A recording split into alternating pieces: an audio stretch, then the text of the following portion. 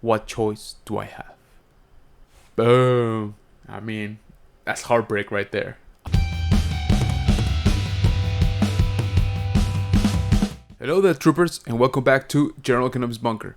If this is your first time joining us, we like to talk about Star Wars around here. We do a lot of toy hunts, we do a lot of toy reviews, toy unboxings, we talk about toy news, related news for the TV shows of Star Wars, and of course we do the reviews like today. So thank you for joining me on this next installment of our review of Tales of the Jedi. And I'm just gonna start off saying that this is my favorite by far, okay?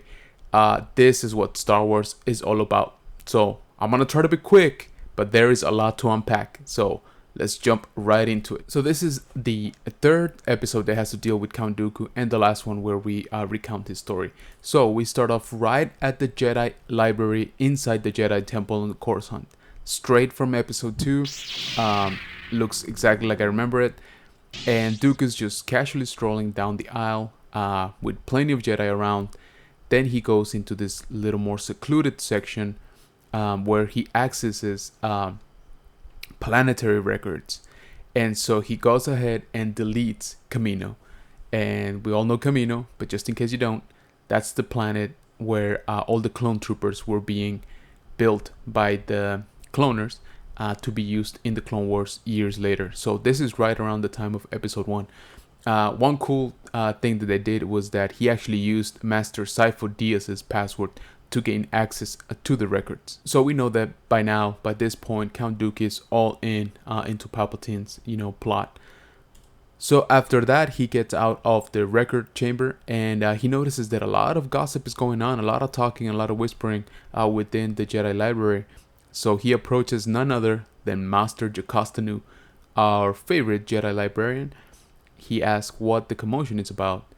She tells him that it's because of his former Padawan, Qui-Gon Jinn, as it appears that he has encountered a Sith Lord, or so he reported to the Jedi Council. To what Dooku, basically asks, "You don't believe that it's true?" And Jocasta says, "Well, Qui-Gon Jinn has a very active imagination, just like you did when you were younger." And Dooku replies by saying, "Yeah, that's a trait that is less and less valued here in the Jedi Order." Then, next up, we get to see the hallway, presumably leading out of the Jedi Council. And we see Qui-Gon and Yaddle walking and talking, of course. And they are intercepted at the elevators by Count Dooku, of course, who talks to Qui-Gon Jinn, who, by the way, is the Qui-Gon Jinn we know, the one from episode 1, as you can see. Yaddle was also in episode 1, if you remember, but she did not have a speaking part, so this is the first time we hear her talk. And lo and behold, she talks just fine. She doesn't talk, sort of reverse like Yoda does, and so people have been wondering about that, and some information came about that supposedly Frank Oz, the creator of Yoda, and both the puppet and he played Yoda as well, he said that Yoda speaks in that pattern as a homage to his master. So questions upon questions, right? But anyway, so Yaddle, at this point in the story, she is a member of the Jedi High Council. She is the only other known Yoda race, whatever they're called, to have been presented to us. And then we never saw her again after episode 1. She was not in episode 2, so that's, now we know what happened to her. But let's not get ahead of ourselves. So Count Dooku basically asked Qui-Gon Jinn what happened. He heard the rumors that he encountered a Sith Lord, so he wants to know more. Qui-Gon tells him that yes, he believes it was a Sith Lord because he was very well trained in the Jedi arts. And Count Dooku basically says, "Oh, I'm sure, the council loved that you told them that. And they probably didn't believe you, did they?" And Yaddle interjects by saying, "Well, on behalf of the council, we're not sure what happened. We're trying to find out more." And Dooku is like, "Oh, so you're basically calling him a liar." And she's like, No, we're just saying that we're not sure what happened." So again, is all of this to point that Dooku is done with the council, okay? He doesn't even, tolerate them anymore, but he has to play along because of the plans. Then he lets off Qui-Gon by telling him, be careful because I won't be there to protect you. And a Sith Lord, is a powerful adversary. So that's the last time that they see each other. Then our next scene, we cut to the tree inside the Jedi Temple, which we've seen before in Clone Wars. And Dooku is basically contemplating it, and Yaddle approaches him, saying that the funeral will be held in Naboo. She is speaking about Qui-Gon Jinn's funeral because he has just been killed by Darth Maul, as we saw in Episode 1. And Dooku is basically reminiscing of how Qui-Gon, having been born on Coruscant, always found that tree fascinating because, as we know, Coruscant is basically a city that spans over the entire planet. So it's all concrete, it's all steel, it's all metal. There's basically almost no organic life or no vegetation. And so that's why, Qui-Gon really loved being at that tree. And so Yaddle asks Dooku if he holds the council accountable to what Dooku doesn't even say yes or no. He just says, Qui-Gon Jinn has moved on. It is time for me to move on as well. To which Yaddle says, can you do that? And he only replies, what choice do I have? Boom. I mean, that's heartbreak right there. I love that part. But after that little exchange, Dooku basically decides to go and complain to his new boss, Darth Sidious. He tells him, how could you allow Darth Maul to kill Qui-Gon? To which Darth Sidious says, hey, calm down. You lost an apprentice and I lost an apprentice. We're even. There shouldn't be any beef with us. This is all part of the plan. Sacrifices have to be made for the greater good, for peace. And so cool your jets, because there's a lot more coming. And Dooku basically tells him, I've betrayed everybody and everything I've known to serve the cause, to serve you, because I think that we're enacting change. And Palpatine says, I'm still gonna demand a lot from you. But Dooku tells him, Qui-Gon Jinn could have been a powerful ally for us. And Palpatine responds with, well, for you maybe. To which Dooku's like, oh, so you doubt my loyalty? And Palpatine's like, always, this is how the game is played, right? Again, I really love this little interchange between both of them. And Dooku not knowing that he is 100% falling into Darth Sidious's plans already. Like he's caught in the web. Lo and behold, he was followed to his secret meeting place in Coruscant, by the way, with Darth Sidious by none other than Master Yaddle. And so she, of course, confronts them, saying, you are the Sith Lord. And she tells Dooku, help me bring him in. And, I'll plead your case. You haven't done anything that can't be taken back if you help us capture the Sith Lord right now. It's not too late, all of that kind of stuff, right? To which Dooku says, you know what, it kind of is. And Palpatine asks, have you betrayed me? Did you bring her here on purpose? And Count Dooku's like, no way. And of course Palpatine is like, okay, well then go ahead and kill her.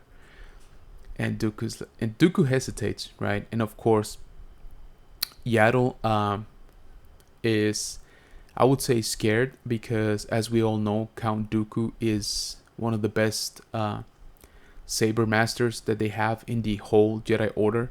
So she knows that he is a formidable opponent. And if he has gone over to the dark side, that just makes him that much dangerous, right, when fighting. And so, Darth Sidious doesn't even break a sweat, right? He's like, okay, well, go kill her, right? He's all chilled about it. Dooku's like, I don't really want to, but I guess I have to. And Yaddle's like, no, you don't. Calm down. We can still work this out. And he basically says, no, like, I am done. The beauty of this is that Qui-Gon Jinn was about the last thing, or the last person that could have brought, Dooku back into the light. And Sidious, knows this, and he planned for Qui-Gon Jinn to be taken out. Now, did he plan for Darth Maul to be taken out? That's debatable, right? I would say it was within the scope of his plans. I don't know that was his preferred outcome at this point, but him being a Sith Lord, he knew that he had to keep up with the rule of two. So somebody had to go at one point, right? So this might have been the best case scenario for him, where again they took each other out, right?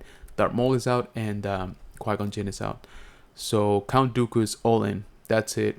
He's fully surrendered to his plans, to his teachings. There's no going back for him. And we see that he's not going back because he starts to fight Yaddle. Now, Yaddle's a powerful Jedi Master. But again, remember, Count Dooku is just one of the best swordsmen at this point.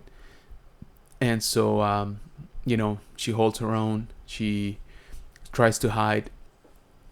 And she keeps trying to plead with him. And I like this line that she says.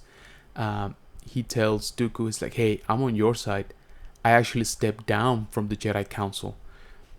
And I took it as, hey, I'm not happy with the way things are being run right now in the Republic. I'm not happy with the way the Jedi are doing things anymore. So in protest, I decided to step down from my council, right, position, to try to wake them up, whatever. And Dooku basically says, too little too late. She tries to escape.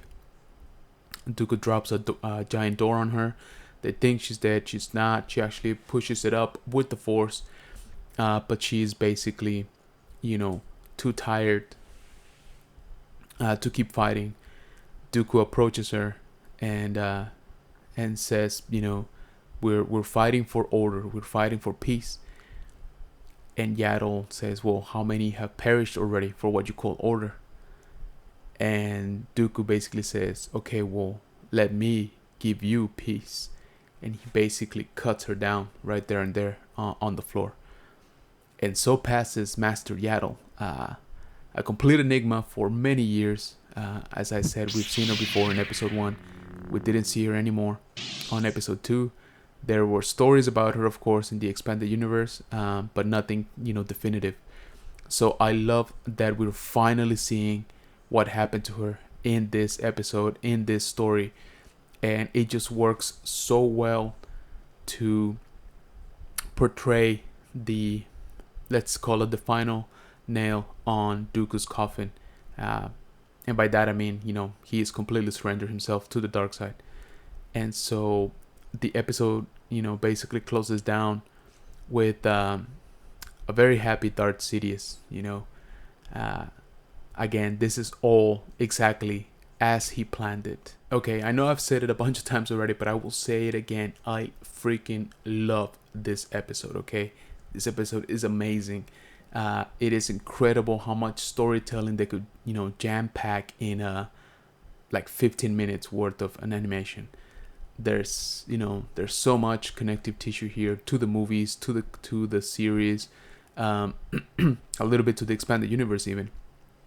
So again, this all takes place around episode 1, right? We see it towards when it starts. It's around the middle of episode 1 when Qui-Gon Jinn and Darth Maul already fought in Tatooine, and he reported already to the council. And then, of course, we jump over to the end of episode 1. When they're going to basically cremate Qui-Gon Jinn in Naboo. And so we get to see the actual deletion of the Camino files. We know it happened. We know that Dooku did it. We just never saw it, right? And again, that's the beauty of Tales of the Jedi. These are stories that we know, but we haven't seen. Except for Yaddle's, okay? So we finally get an answer to what happened to her. Why was she gone? Apparently she had stepped down from the council before she was executed. So I think the interesting thing is going to be what goes forward now. The question, of course, comes up as how could the Jedi not know that she was murdered, right? And you got to think about it this way, or at least this is how I am sort of, digesting it. Darth Sidious has them wrap around his fingers in a way that they don't even realize it, right?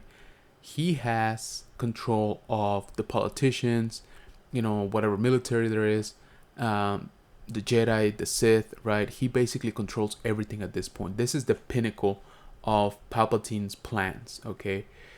So I'm sure he had some sort of contingency for somebody finding out, right?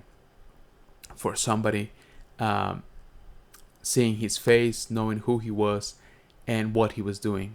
So I'm sure he probably explained it as, oh, I sent Master Yaddle on a top secret mission that I couldn't even tell the Jedi Council, and she got murdered. She was ambushed or something, and she died. However, I have to say the absolute best part for me was just seeing Dooku so heartbroken that Qui-Gon Jinn had to be basically sacrificed, and again, just the genius behind that for Darth Sidious is that he basically removed the last sliver of hope and light that was in Dooku's life. So I thoroughly enjoyed that. Watching these 3 episodes that have to deal with basically the way Dooku descended into the dark side. It honestly just makes so much more sense. It makes me care for the character a whole lot more. It makes me understand him way more than ever before. Again, the Clone Wars, went a little bit deeper into his character, but he was already fully turned, right? He was already Darth Tyrannus. He was already the leader of the droid army, all of that stuff, or the political leader, anyway. So this we see, he had the best intentions at the beginning, and then he just kept digging and finding more and more injustice right through the system until he arrived to a point where he's like, I am done.